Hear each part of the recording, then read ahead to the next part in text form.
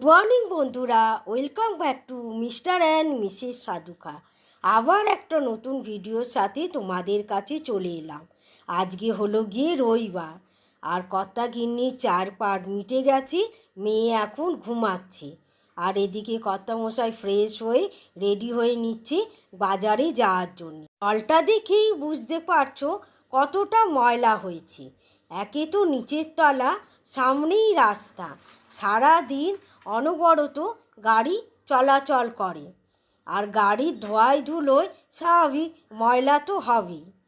তবে একবার মুছে নিয়ে জল পাল্টে নিয়ে আর একবার মুছলে তবে গিয়ে পরিষ্কার হবে। যা বাজার হয়েছে এই সপ্তাহে না থেকে যেতে হবে। হ্যাঁ, এত বাজার করে এনেছো?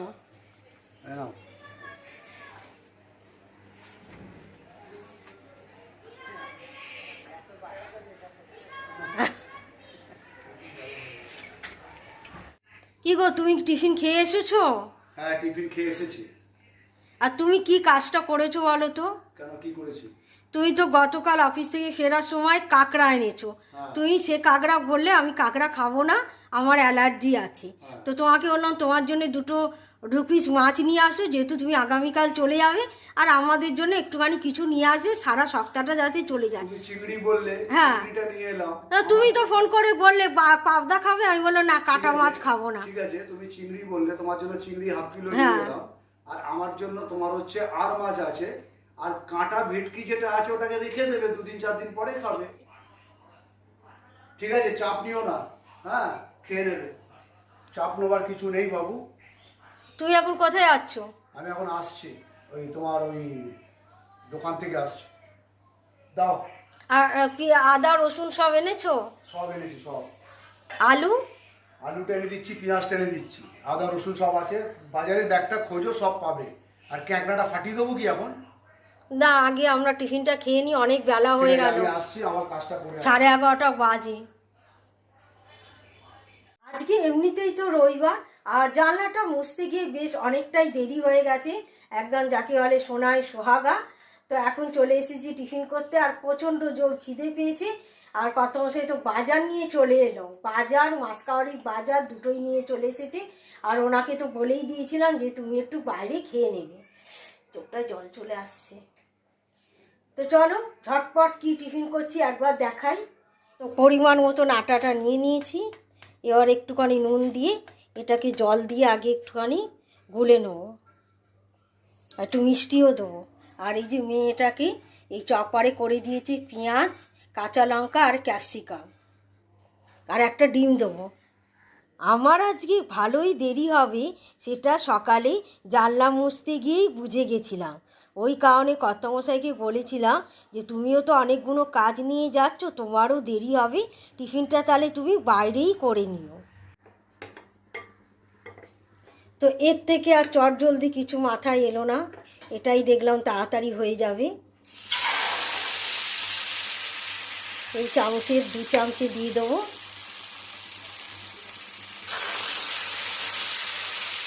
আর এই প্যানটা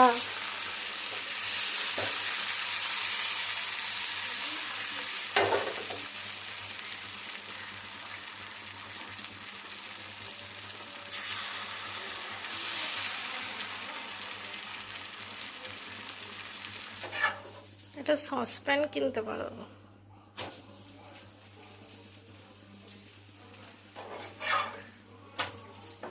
দেখ, মানে নাকি একটা নতুন 99 স্টোর খুলেছে, যা কিনবে 99।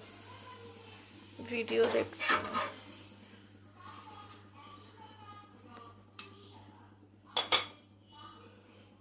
তোর খিদে পেয়ে গেছে যে ঠান্ডা হওয়ার জন্যে আর অপেক্ষা করতে পারলাম না, এই গরমটাই এখন ছিঁড়ে ছিঁড়ে খেয়ে নিতে হবে।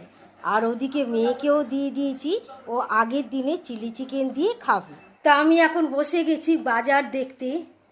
চলো, এটা কি আছে, চাল, এই যে, আর এটা তো মাসকাওয়ারি যা হয় আসে, এই যে তেল, সাবান, মশলাপাতি, বিস্কিট এগুলো আছে। আর এখানে আছে সারা সপ্তাহ কাঁচা বাজার, দেখি কর্তামশাই কি আনলো। এটা আছে আদা রসুন, তো লাউ থোর ওদিকে ধনেপাতা বার করেছিলাম, আর ছিল এই যে ফুলকপি, এখানে আছে বেগুন,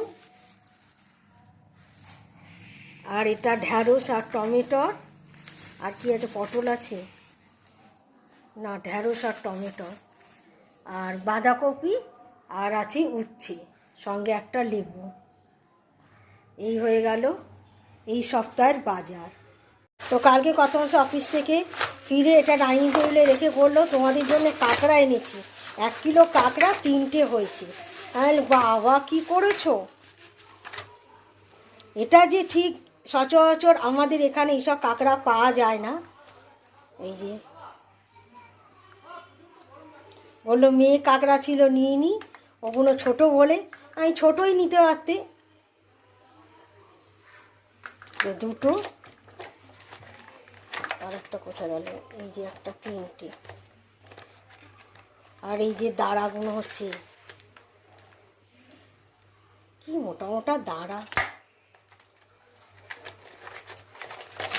এই যে 3টে কাঁকড়া, চিংড়ি মাছ। ফোন করে আমাকে বললো বাজারে খুব চিংড়ি মাছ আছে আজকে, আমি তাহলে নিয়ে আসো।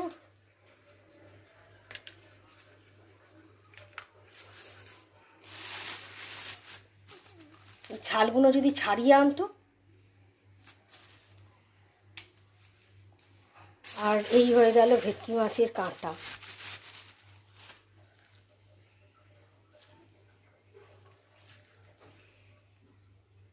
সবজি আর মাছ বাজার ভালো করে ফ্রিজে গুছিয়ে রেখে আজকে যেগুলো রান্না হবে সেগুলো গুছিয়ে নিয়ে চলে এসেছি রাঁধিবাড়ি করতে। আর মাছের ছালটা ছাড়িয়ে নিয়েছি, কারণ গরম তেলে দিলেই ফাটবে। আর মাছ আর ক্যাকড়া একসঙ্গেই রান্না করব, কারণ আর মাছেও যা মশলা লাগে কাঁকড়াতেও তাই লাগে, আর পদ্ধতিটাও এক। কর্তামশাই আড্ডা দিয়ে ঘুরে এসে আমায় জিজ্ঞেস করছিল বাজার দেখে তুমি এত চুপচাপ হয়ে গেলে কেন। এটাই তো স্বাভাবিক, উনি বেরিয়ে যাবে ট্যুরে, মেয়ে খেয়ে যায় না, ও রাত্রে খায়, তাহলে দেখা গেল একবেলা, রইলাম আমি। আমার পক্ষে কি সারা সপ্তাহে এই এত জিনিস খাওয়া সম্ভব? আর বেশি দিন ফ্রিজে রাখলে তার স্বাদও খুব একটা ভালো হয় না। এছাড়া প্রত্যেকটা জিনিসই পেঁয়াজ রসুন ছাড়া রান্না হবেই না। এ নয় যে ভাই মাছ আছে একটু ঝোল করে খেলাম, একদিন পেঁয়াজ রসুন দিয়ে খাবো, তা কিন্তু হওয়ার নয়।